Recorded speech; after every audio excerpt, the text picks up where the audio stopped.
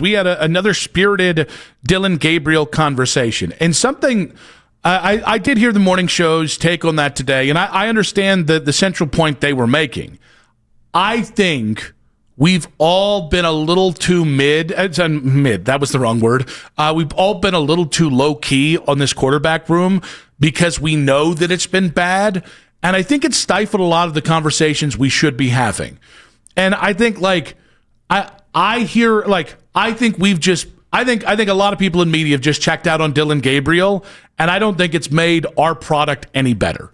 I think we should be having spirited conversations about every one of these quarterbacks, no matter if we think they're going to be great or not, because I think the whole point is, I don't think you should ever dip the bar below is who's starting a starting caliber quarterback.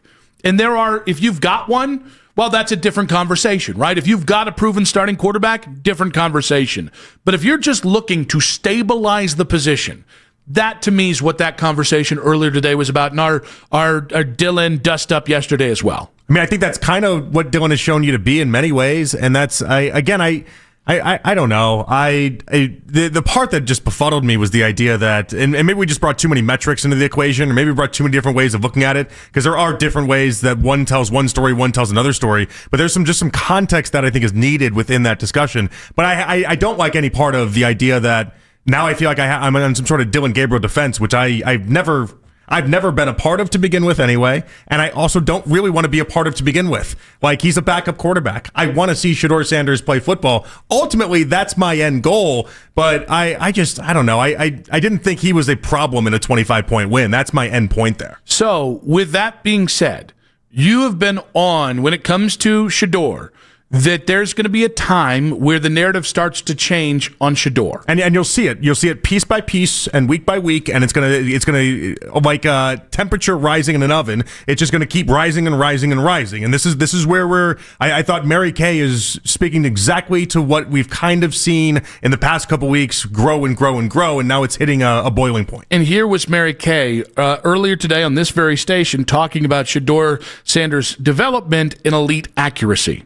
I think his development has gone really, really well behind the scenes. That is what I'm hearing with the people that I've talked to. He's doing a really, really nice job. He's making progress in every way, including in all of those ways that they really needed him to, just in terms of being able to get the play articulated. He's really coming along. And the thing about Shedeur, I've written this so many times, I've said it so many times, but he has elite accuracy. And that's the place where I think he has Dillon beat, is in the accuracy piece. But you have to be able to get to that point where you have time to throw that ball and you're getting it out fast enough so that you can get it there on time and all those kinds of things.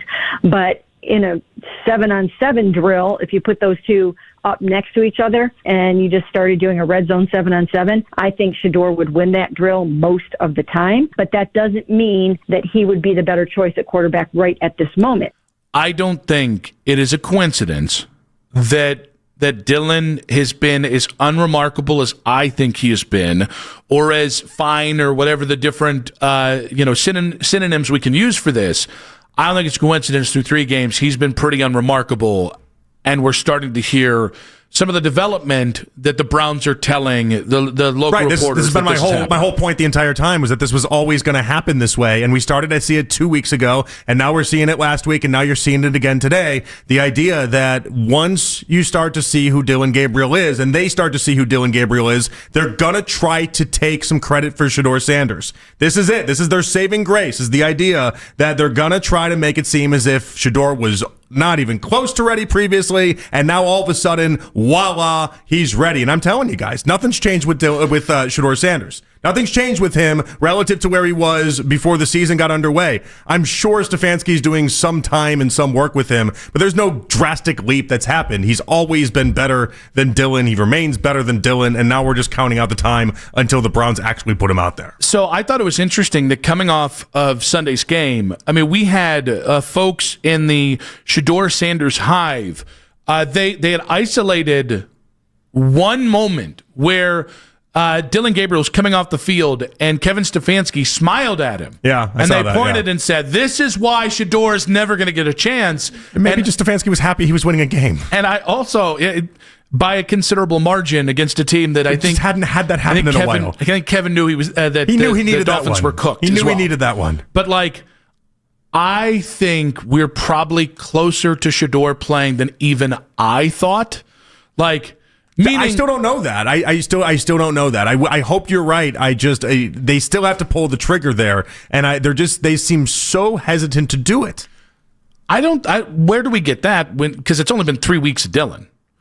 From the impression I get is what I'm getting. Okay, it's not as if I'm not talking to Kevin and I'm like, oh, Kevin told me the impression I'm getting is that because if they take Dillon and he goes this week and then let's just say it doesn't work out and then they put Shedeur in there, and I think Shedeur is going to be good. I need to make that abundantly clear. But if Shedeur isn't good, then what are we doing? We're just going every 4 weeks we just have a new quarterback and a new quarterback. Meanwhile, you've gone through the 3rd round pick and the 5th round pick and you have nothing to show for it. Yeah, I think the difference would be you are going back to young players who can get better just by practicing and just throughout the duration of the season. But that's, I think, what they'd argue for Dillon on Dillon's behalf there. No, but I think my point is, if 4 games in, we know what we have of Dillon. Now we're going to go Shedeur because we're still competitive.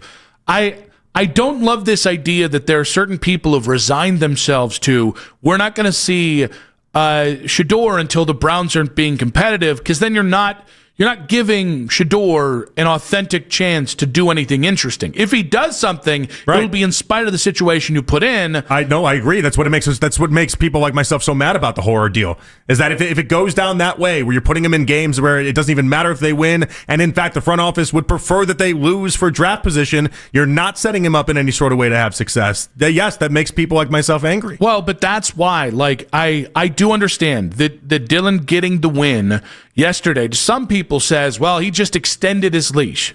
I think wrong. Winning is important. And if you get a win this next week against New England that you cannot pick apart, that I do think extends his leash a little bit longer. But if he plays the way he did the first 3 games and you're not seeing definitive improvement in the offense, right? If you're scoring 31 points, but that's because you got 7 from the defense, and the other 2 times you got the choicest of all potential field position. I don't think Kevin had I think he's got 3 games left from right now if he plays the way he did the first 3 games of the season.